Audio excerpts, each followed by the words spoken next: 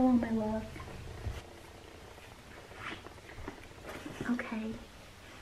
So I've always wanted to make a YouTube channel, but I never got to doing it because I never knew what to make my first video about.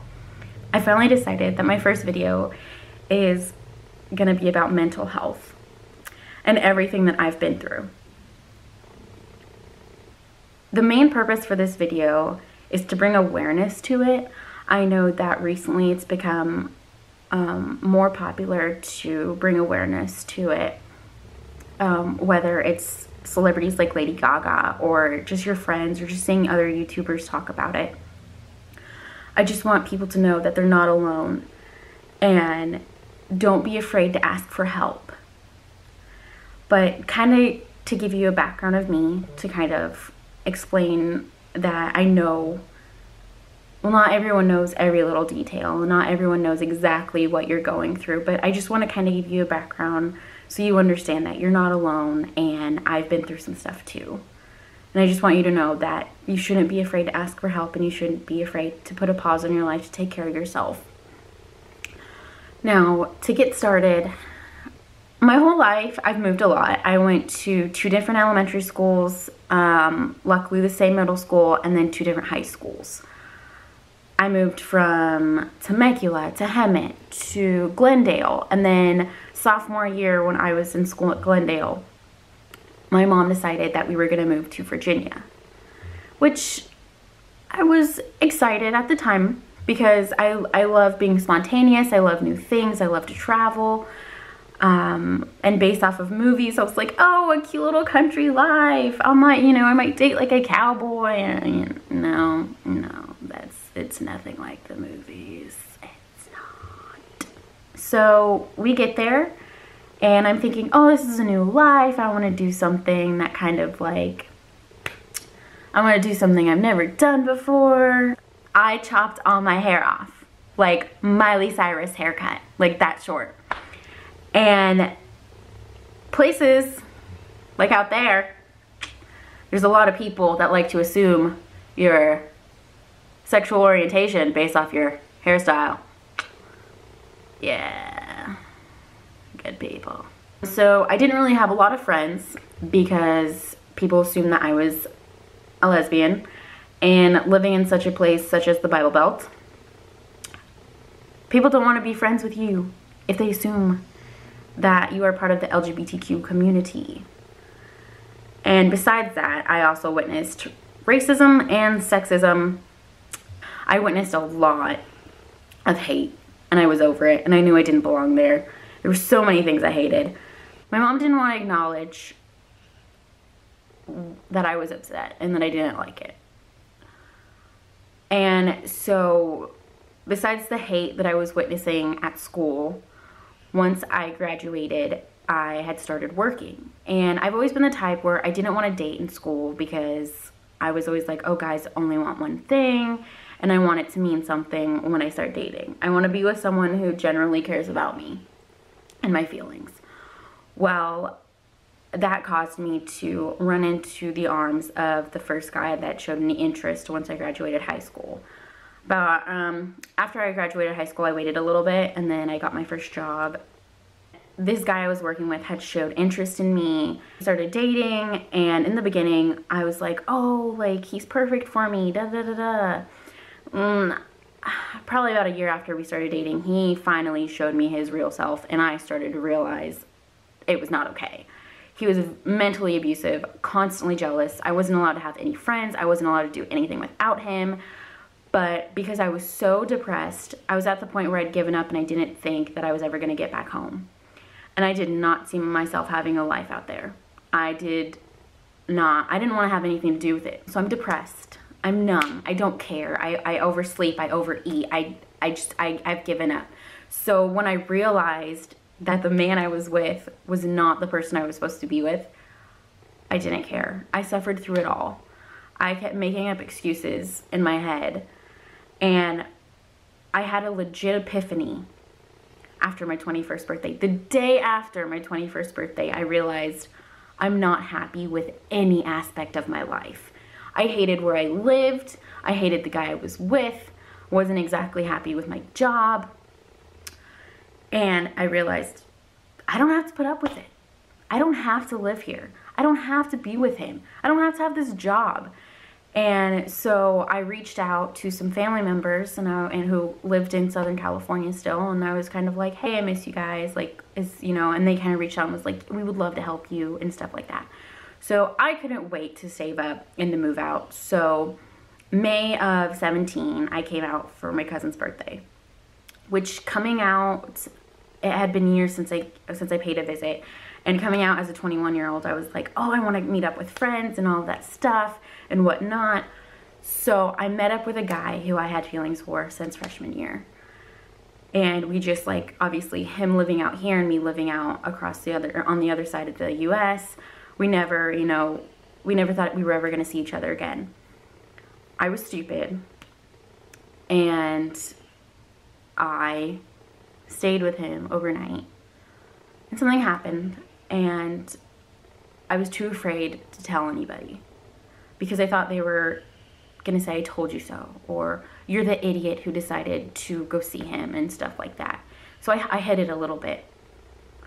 And then finally, once I did tell people, it was mixed emotions of, I'm sorry it happened to you, or you shouldn't have done that, which it's really sad that with society, we often tell women, oh, well, you shouldn't have done that, or we told you so, but whatever, that's another hot topic. Anyway, so besides being with a mentally abusive boyfriend, I was assaulted by a guy who I had feelings for years. And so anyway, I didn't let that push me away from the fact that I wanted to move back home. So a couple months after that, my cousins and I worked together, and my cousins were like, we'll help you, like, you can come home. And I was like, awesome, so excited. They were saying, you have to have a job in place first. You have to have a job before you come out here. No problem. I got my dream job. I'd gotten my dream job that I've wanted since I was in kindergarten.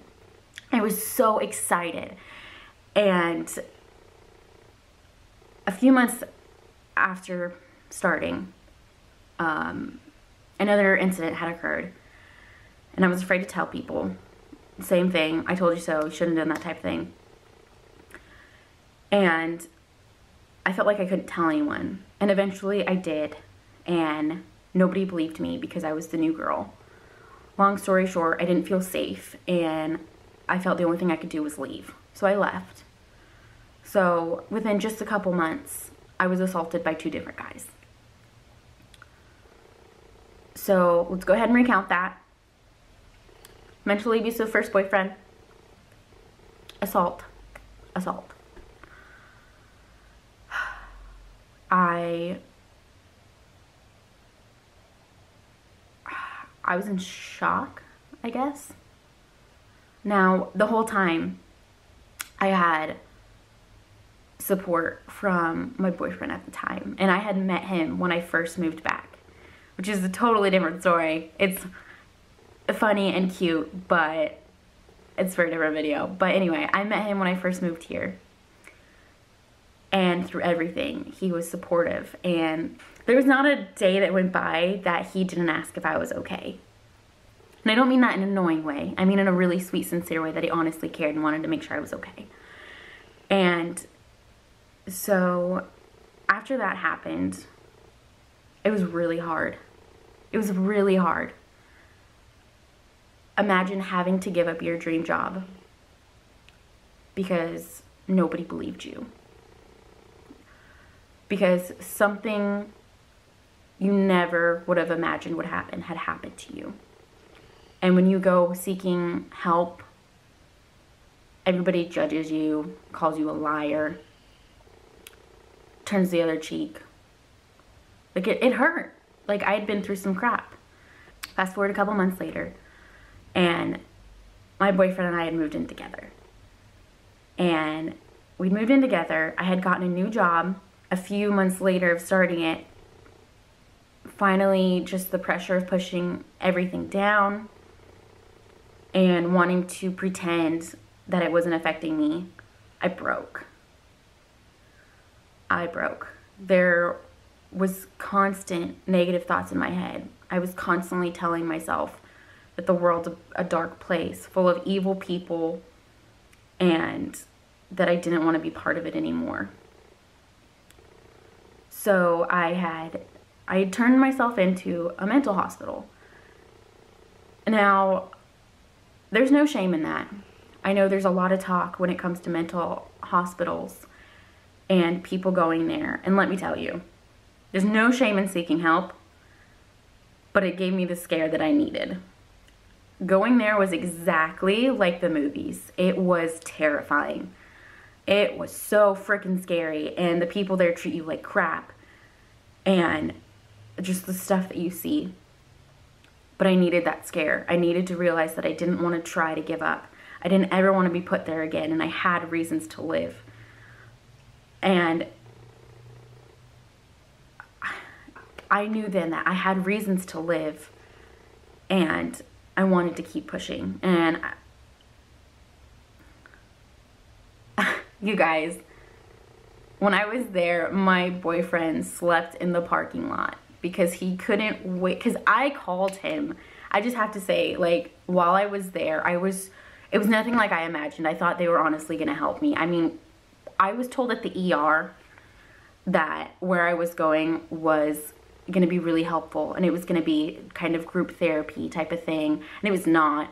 It was terrifying. Like, as soon as I got there, like, I got there really late that night.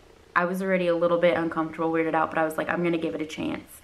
That next morning when I saw everything, I flipped out. I called my boyfriend. I told him he needed to come get me.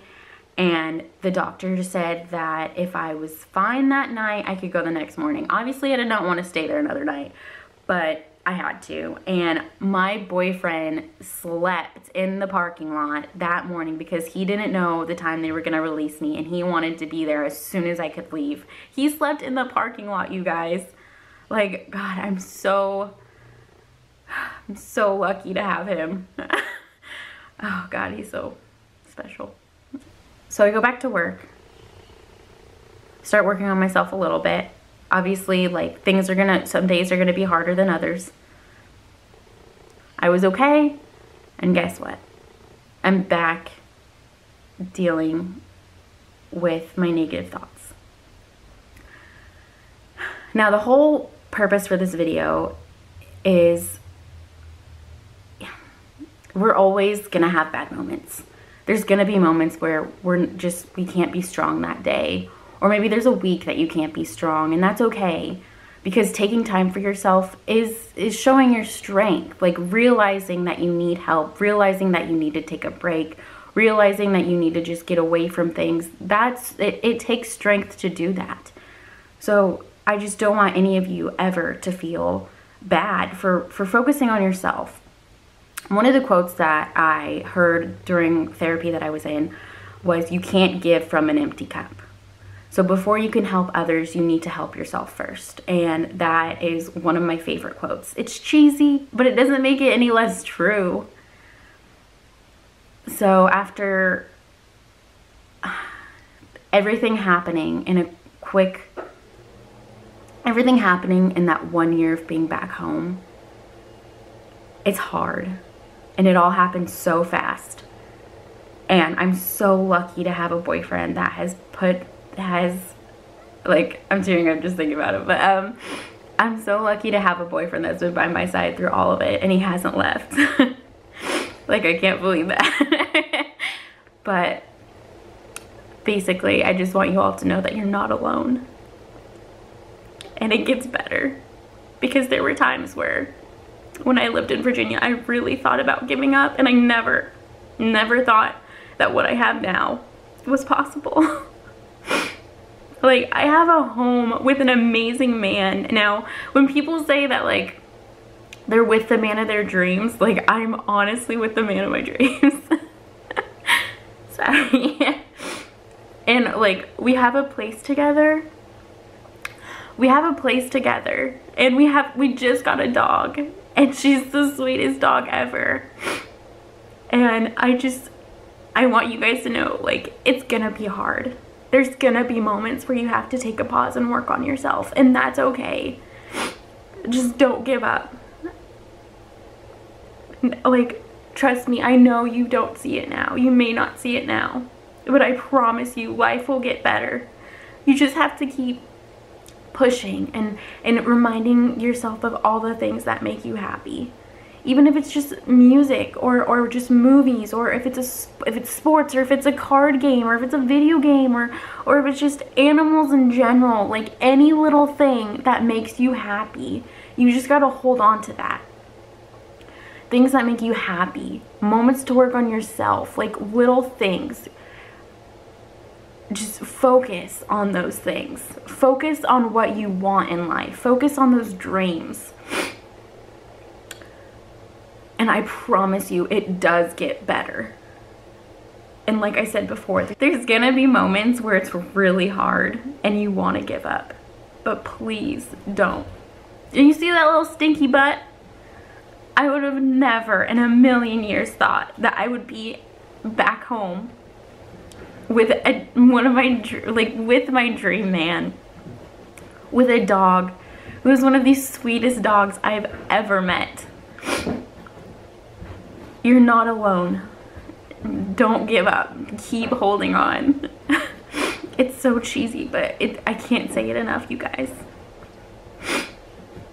Well, thanks for listening. Oh, she's done.